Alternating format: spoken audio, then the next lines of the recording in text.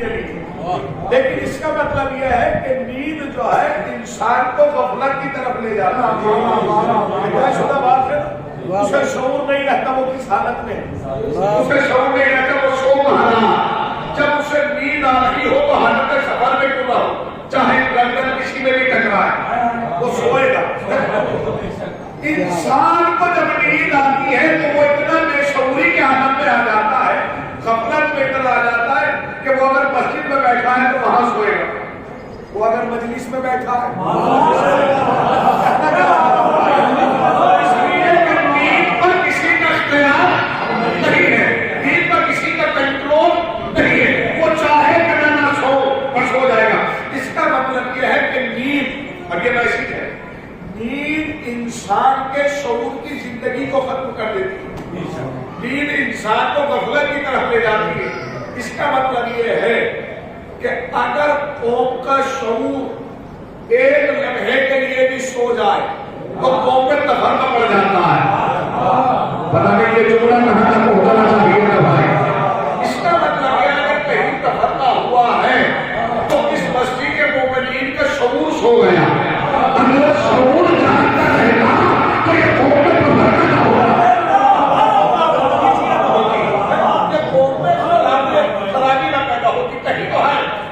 جس نے شعور کو ایک روح دی ہے تو نیند پر کسی کا اختیار نہیں. سلام ہو امیر کائنات کی زندگی پر, جسے اپنی زندگی پہ ہی نہیں جسے اپنے نیند پر بھی اختیار ہے. حضور جہاں موسیٰ جیسا نبی کلیم اللہ رسالت ہے, جہاں یہ فکرہ کہے پروردگارہ کی نیند پہ میرا اختیار نہیں ہے, اس حالت میں میرے کائنات میں اپنا نفس بیچا ہے.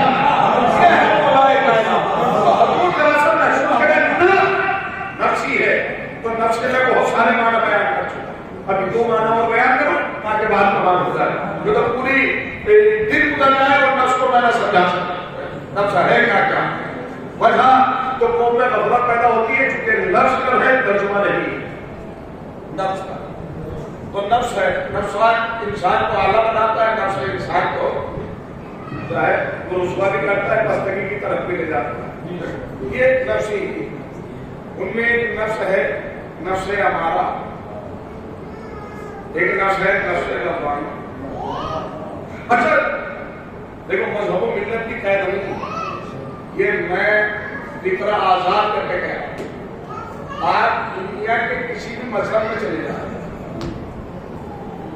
وہ ہندو ہوں, مسلم ہوں, سکھ ہوں, عیسائی ہوں, یہودی ہوں, کسی بھی مذہب میں چلے جائیں, نفس تو سب کے پاس ہے. اپنے اپنے مذہب کے مطابق, اپنے اپنے عقیدے کے مطابق ہر نفس کی کوشش یہ ہے کہ اللہ ہم سے راضی ہو جائے. یہی ہے نا, کوئی ہے ایسا بھائی نمازیں پڑھ رہا راضی ہو جائے گا, مندروں میں جا رہا ہے, چرچ میں جا رہا ہے, وہ راضی ہو جائے, پالک راضی ہو جائے, رب راضی ہو جائے, اللہ راضی ہو جائے. اور اگر امت مسلمان میں آئے تو دعا کرے پروردگار تو ہم سے راضی ہو جائے. یعنی لفظ و حضور محسوس کیجیے گا, دنیا کا ہر نفس اس بات کی تمنا رکھتا ہے, اس بات کی خواہش رکھتا ہے, اس جستجو میں لگا ہوا ہے اللہ ہم سے راضی ہو جائے, اللہ ہم سے راضی ہو جائے, اللہ ہم سے راضی ہو جائے. پر یہی فرق ہے فرش پر بیٹھنے والوں میں اور مالکان فرش میں. دنیا کا ہر نفس چاہتا یہ ہے اللہ ہم سے راضی ہو جائے, پر ایک نفس ایسا بھی ہے کہ جس سے اللہ کہہ رہا ہے تم سے راضی ہو گیا, وہ اپنا ہم سے راضی ہو گیا. یہ بات ہے نفس مطمئنہ.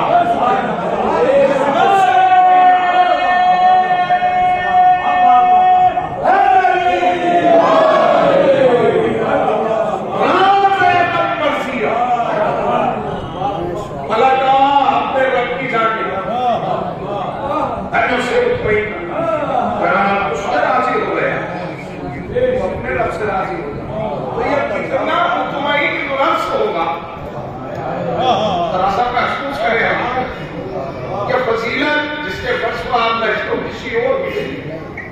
فضیلت ہے امام حسین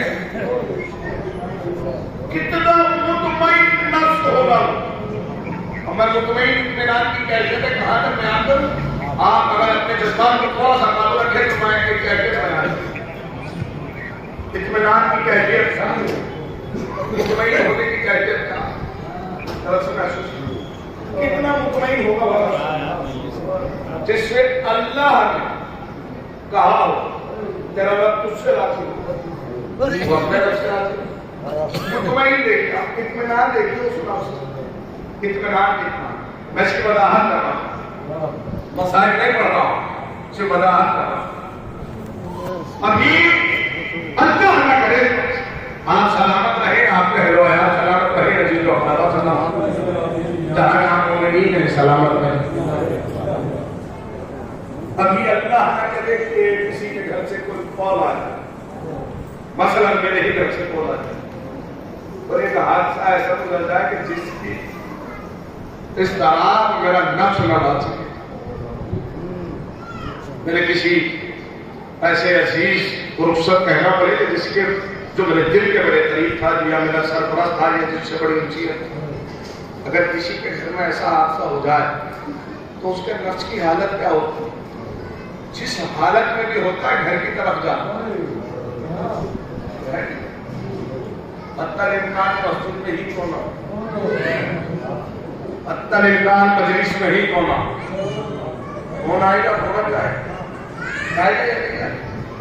یہ ہے ہمارا نفس جو اس طرح کی کیفیت میں آ جاتا ہے. میں نفس مطمئنہ سمجھانا چاہتا ہوں مثال اپنے دلوں میں قابو رکھیں. انسان اوقات بھول جاتا ہے. اوقات یعنی وقت کہہ رہا ہوں اوقات سے مطلب ہے انسان وقت بھول جاتا ہے کس وقت میں. انسان مکان بھول جاتا ہے کس مکان کو. دکان پہ بیٹھا ہے دکان چھوڑ کر جائے. سفر میں کہیں جانا ہے سفر چھوڑ کر آئے. کاروبار کا ہے کاروبار چھوڑ کر آئے. یہ ہے نفس میں بنایا. اور اگر انتقال ہی نماز کے وقت ہوا ہو تو نفس پہ اتنا غم طاری ہوتا ہے کہ اوقات نماز بھی بھول جاتا ہے. غم میں اتنا مصروف ہو جاتا ہے. وہ کتنا مطمئن نفس ہوگا جو لاشوں کے درمیان بھی ذکر الہی کر رہا ہوگا. میں نے کہا میں مسائل نہیں پڑھ رہا نفس مطمئنہ سمجھانا چاہتا ہوں. نفس مطمئنہ کیا ہے؟ جو لاشیں اٹھانے کے بعد بھی جس کے نفس پہ ذرہ برابر بھی اضطراب قائم نہ ہوا, جو اس طرح کی کیفیت میں رہا ہے, جو ذکر الہی میں اپنی زبان کو تنبیہ دیتا رہا, جو ذکر الہی میں اور شکر الہی میں اپنے لبوں کو حرکت دیتا رہا. حضور اگر مجھے ابھی اپنا وطن چھوڑنا پڑ جائے تو میں اپنی پریشانیوں میں گھرتا ہوں یا اور میں مسائلوں سے گریز کرتا ہوں. نفس مطمئنہ کی وضاحت دوسرے سے کر لیتا ہوں. اگر ہم پر مصیبت آ جائے کوئی پریشانی آ جائے تو ہم دین میں آسانی ڈھونڈتے ہیں. مثلا گاؤں میں چوٹ لگ جائے آئے کہ قبلہ کھڑے ہو کر نماز نہیں پڑھی جا رہی ہے بیٹھ کر پڑھتے ہیں. آسانی ڈھونڈتے ہیں کہ مثال لوگوں کے اعمال کی نماز ہونا ہے. قبلہ 4 رکعت نماز ہے. پہلی رکعت میں رحم و 6 مرتبہ قل ہو بتا ہے 10 مرتبہ سے کام چل جائے گا. میں تو مصائبوں کی کیفیت سے بہت دور لے آیا. یہ ہوتا ہے آسانی ڈھونڈتے ہیں کہ قبلہ ایسا ہو سکتا ہے یا ویسا ہو سکتا ہے. قبلہ پٹی بنی ہوئی ہے کیا وضو ایسے ہی کرتے ہیں. ہر چیز میں آسانی ڈھونڈتے ہیں. یہ ہے ہمارا نفس جو دین کو آسان طریقے سے لینا چاہتا ہے اور دین میں آسانی ڈھونڈتا ہے. وہ کتنا مطمئن نفس ہوگا جو تینوں کے سائے میں ہوگا اور کہہ رہا ہوگا کہ مسلح میدان میں بٹھایا جائے. میں پتہ نہیں بھی جو نہ پہنچا ہے کہ نہیں. کتنا نفس ہوگا کہ جہاں تینوں کے سائے. اچھا امام نے 9 محرم تک خیمے کے سامنے نماز پڑھی. کیا وجہ ہے کہ عاشور کے روز آ کر چاہے میدان میں آ کے نماز پڑھی جا رہی ہے. کیا 10 بجے عاشور کو نماز خیمے کے سامنے پڑھتے نازو بلّہ کیا نماز کروں گا محسوس کیجیے. اب یہ کیفیت ہے تو میں بیان کرتے تو وجہ کیا ہے؟ وجہ یہ ہے کہ اس سے پہلے امام پہ یہ الزام آیا نہیں تھا. شب عاشور کی سر سال میں ہمارے ساتھ کے لڑکے نے بیٹے نے مشورہ یہ دیا کہ لشکر یہ پوچھ رہا ہے ہمارے جنگ کس کے خلاف ہے. تو اس نے مشورہ یہ دیا کہ سارے لشکر میں اپنا اڑا دو ہماری جنگ بے نمازیوں کے خلاف ہے. تو ابھی جملہ نہیں پہنچا تو اسے تھوڑا سا مسائلی کیفیت سے باہر آنا چاہیے تاکہ تم میں پڑھنے کا حوصلہ باقی رہے. شب عاشور سارے لشکر میں افواہ پھیلائے گے جنگ بے نمازیوں کے خلاف. یہی وجہ ہے کہ حسین نے میدان میں آ کے نماز پڑھی تاکہ سارا زمانہ دیکھ لے کہ پیروں کے سائے میں پڑھنے والے نمازی کون تھے اور نماز چھوڑ کر پیر چلانے والے کون تھے. یہ لفظوں کی اور وضاحت امام نے ایک کام حکمت سے زمین کربلا کے ایک کام کا ہے وہ بڑی حکمت سے انجام دیا. جب میں کربلا تک آیا ہوں تو 2-3 وضاحتیں کرتا ہوں. بہت نازک سا مرحلہ. اگر جماعت ہو رہی ہو شریعت کا حکم ہے کسی کو حق نہیں کہ وہ اپنی فرادہ پڑھے. شریعت ہے کہ اگر جماعت ہو رہی کسی کو حق نہیں کہ وہ اپنی فرادہ پڑھے الگ کھڑے ہو کر احترام جماعت یہ ہے اگر تم نہیں بھی پڑھنا چاہتے تو جماعت کی ہی طرح ہوتی ہے چاہے فرادہ کی پتا نہیں لفظ ہے. اسلام تو کہہ رہا ہے کہ جس نماز میں ریاکاری ہے وہ قبول نہیں ہوگی. تو نماز دکھا کے پڑھی جائے تو نماز جتا کے پڑھی جائے. لیکن سنیں شریعت نے ایک حکم دیا اگر تم پر بے نمازی کا الزام آ جائے اور تم یہ کہنے لگے تو بے نمازی خبردار مجھ پہ لازم ہے کہ تم جتا جتا کر جاؤ. میں پتا نہیں بات ہو رہی ہے کتنی سہولت دی. تو اگر جماعت ہو رہی ہو کسی کو حق نہیں ہے کہ کوئی اگر پیش امام تو ایک عام سے پیش امام کی اللہ نے یہ عظمت رکھی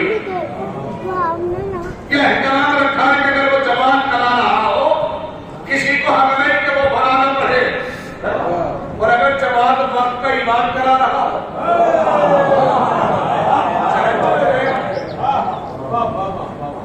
تو وقت کا امام ہے حسین اور جماعت کرا رہے ہیں زمین کربلا پر تو سب کو چاہیے تھا نا کہ سب جماعت میں آ جائیں.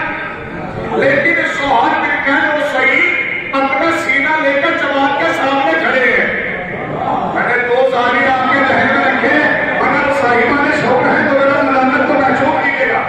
جماعت کرا رہا ہے وقت کا امام سارا قافلہ حالت نماز میں ہے اور سوہر بن کہن وہ صحیح اپنا سینہ لے کر جماعت کے سامنے کھڑے ہیں. امام نے ایک مرتبہ نہیں کہا جماعت میں آ جاؤ. امام نے کہا ایسے ہی کھڑے رہنا جب تک جماعت مکمل نہ ہو جائے. اس کا مریم کربلا نے دونوں پیغام دیے کہ جتنا ضروری عبادت جتنا ضروری عبادت ہے اتنا ہی ضروری کام پورا عبادت ہے.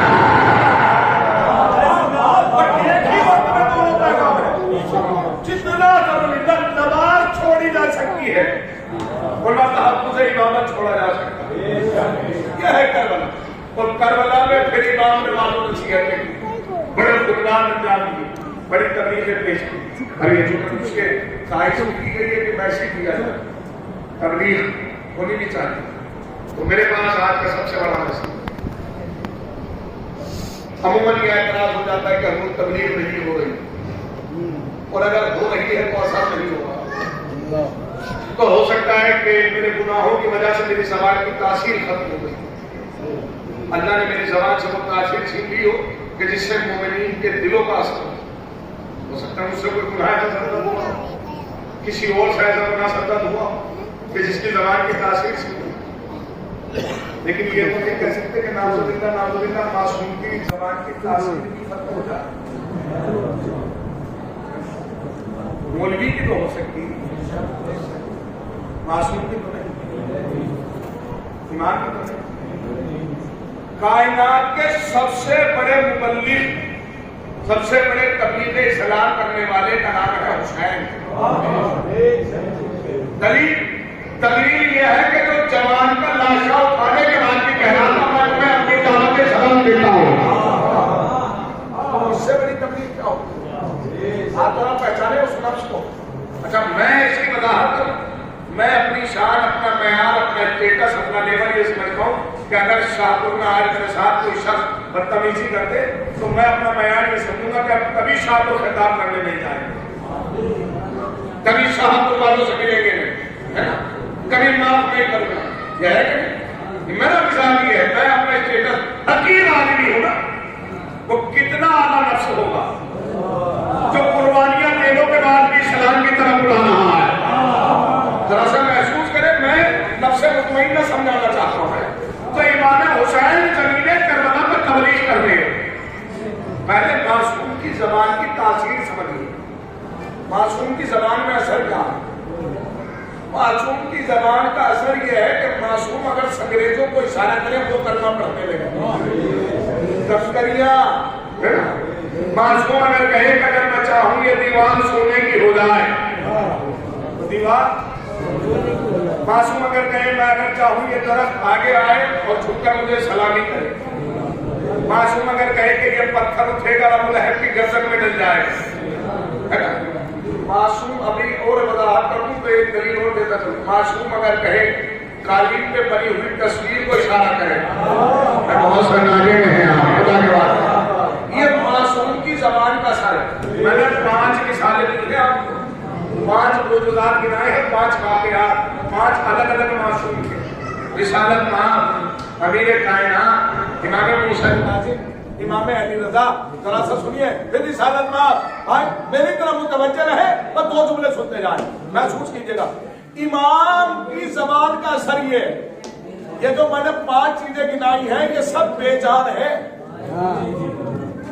قالین میں جان نہیں ہوتی، کنکریوں میں جان نہیں ہے، دیوار بے جان ہے، پہاڑ بے جان ہے، تو امام کی زبان کا اثر جب بے جان پہ ہو رہا ہے تو کربلا میں تو پھر بھی جاندار تھے۔ دیکھیں بھائی بات ذرا سا منزل تک آپ کو لے کر آیا، جب امام کی زبان کا اثر بے جان پہ ہو رہا ہے تو کربلا میں تو پھر بھی جاندار تھے، کربلا میں تو پھر بھی جاندار تھے، جان رکھتے تھے، جسم رکھتے تھے، روح رکھتے تھے، دماغ رکھتے تھے، تو پھر کیا ہے کوئی تو اٹھ کر کہے نعوذ باللہ امام کی زبان کی تاثیر ختم ہو، پھر امام تبلیغ کر رہے ہیں تو اثر کیوں نہیں ہو رہا؟ وضاحت ہی نہ ہوتی، یہ تو حسین نے زمین کربلا پر کھڑے ہو کر خود وضاحت کی، امام نے خود بنایا کہ تم پر میری باتوں کا اثر اس لیے نہیں ہوگا تمہارے سیدھم میں مانے حرام کھڑے ہو گئے۔